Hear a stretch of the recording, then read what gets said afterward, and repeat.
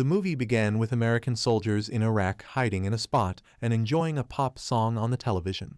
After that, they went on a mission and moved slowly around the streets at night. They were there to occupy a house and use it as their observation post. They selected a house, but the main gate was locked. They could not break the gate because it would alert others. Therefore, one of the soldiers climbed up the wall, jumped inside, and opened the door for the others. It was a 2-story house, so they began to search the first floor and found a man sleeping. They captured him and started interrogating him to know if any other family was living inside the house. The man told them that it was a 2-apartment house and there was another family upstairs. There was a wall separating the 2 apartments on the stairs, so one of the soldiers took a hammer and started breaking the wall.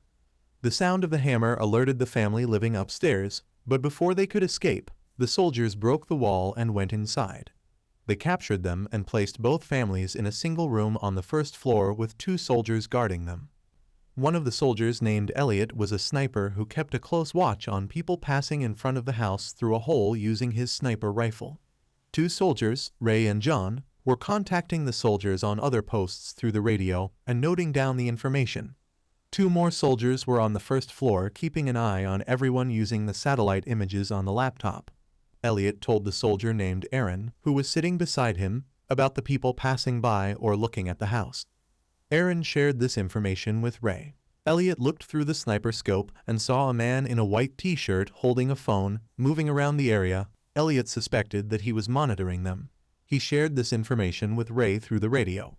Elliot then informed them that a man wearing a cap was watching their building from the rooftop of building number 4. After some time, Elliot saw people rushing through the streets. He informed others that there might be some threat. After a while, the whole road became empty. One of the soldiers ran toward Captain Eric and told him that something was not right, explaining that the Iraqi insurgents were appealing to Muslims to do jihad, and if they agreed, they would come forward to kill them. After some time, Elliot got tired of looking through the sniper, so he told Aaron to take his place so that he could rest his eyes for a while. Aaron saw a blue car on the road which stopped near building number 3. 4 people came out of the car and went inside the building. One of them was carrying a sniper rifle. Aaron informed through the radio that he could not shoot them because they quickly went inside. Then he saw 6 men coming out of building number 6 and going inside building number 3. Elliot took his position back. Suddenly, a grenade was thrown through the hole he was looking from, and it blasted inside. Elliot got his hand injured. Suddenly, someone began shooting at them through the window. Eric contacted the commander base and told them that they were under attack and that Elliot was injured, so he needed help. The commander told Eric to wait there as they were sending help. Ray informed them on the radio about their location. Elliot and Aaron told him that their weapons were still inside the room where the grenade had exploded. 2 soldiers, Sam and Tommy, went inside the room and brought their weapons. All of them wore their bags and got ready. Ray told Eric that he thought some people were on the roof of their building.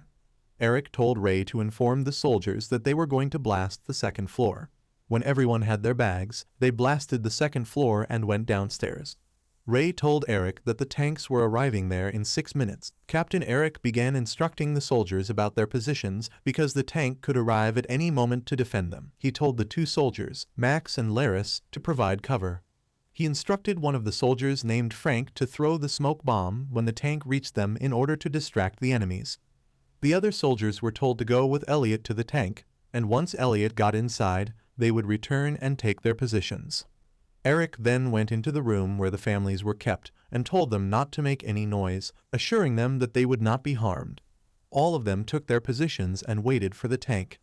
After some time, they heard the sound of the tank approaching their house, so one of the soldiers threw the smoke grenade. As the tank came near the door, it opened for the soldiers. Elliot started moving toward it while the soldiers outside held their guns and looked around carefully. They were close to the tank when suddenly someone threw a grenade, causing a massive explosion. The entire area was covered in dust. Sam's uniform caught fire while Elliot's legs were severely injured by the blast. Ray and Eric rushed outside, extinguished the fire, and dragged both Elliot and Sam back inside the house. Eric reported on the radio that the situation was out of control and that his soldiers were seriously injured. Sam was crying in pain while Elliot was unconscious and bleeding heavily. Ray tied cloth around their wounds to stop the bleeding and injected Elliot with morphine to reduce his pain. The Iraqi insurgents were still firing at their house. Eric again tried to contact their fellow soldiers, informing them that 2 of his men were critically injured and needed immediate help. Jake, the captain of the second post, replied that they would reach there soon and told them to stay covered until then. A jet passed very close to the buildings, and its sonic boom lifted the dust into the sky. Soldiers from the second post moved toward the house while firing at the enemies along their way. Inside the house, 2 soldiers went upstairs and started shooting at the enemies. Jake gave instructions to the other soldiers, who took their positions and continued firing. A soldier from the Alpha 2 team named John requested the commander base to send a tank for rescue, but they refused, saying that they could not send tanks without approval from a higher commander since the last tank had been destroyed. John went to Captain Jake and informed him about the situation. Jake looked at the injured soldiers and told John to impersonate the CEO and give the approval for tanks. John gave the approval through the radio. Finally, their request was accepted, and 2 tanks were sent to rescue them. Jake ordered John to come outside, and they began shooting at the enemies. They saw 2 tanks moving toward them and alerted the others. As both tanks arrived, some soldiers carried Elliot and Sam inside the tanks while others fired at the enemies to provide cover. Once the 2 tanks left with the injured soldiers, the remaining soldiers stayed behind, waiting for the tanks to return. They took their positions again. One of the soldiers told Jake that the attackers were positioned on the rooftops, so Jake ordered the tanks to fire at the roofs when they came back. The tanks returned and fired at the rooftops, destroying the enemy positions, and then opened the doors for the soldiers. The soldiers exited the house while firing at the enemies and entered the tanks. The tank doors closed, and they began to move. The enemies continued firing at the tanks, but the thick walls kept the soldiers safe inside. After they left, complete silence surrounded the area. The family who had been kept in the room came out, and after some time, the local people also stepped out and began walking on the road.